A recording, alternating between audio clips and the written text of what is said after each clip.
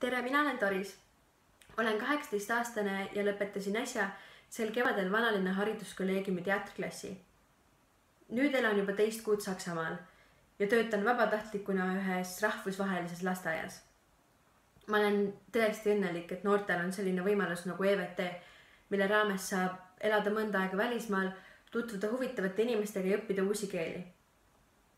Kui mina ennast siia projekti kandideerisin, siis ei teadnud ma tegelikult EVT-st eriti mitte midagi.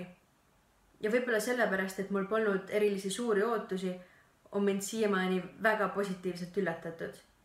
Ja mina tõesti soovitan kõikidel noortel selline asi ette võtta, sest kes seda ei tee, jääb lihtsalt millestki väga-väga lahedast ilma.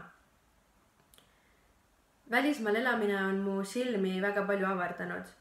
Ma olen tutvunud väga huvitavate inimestega, näen üldse maailma suuremas pildis ja ma olen saanud väga palju lahedaid mõtteid, mida ma eluga pärast edasi teha.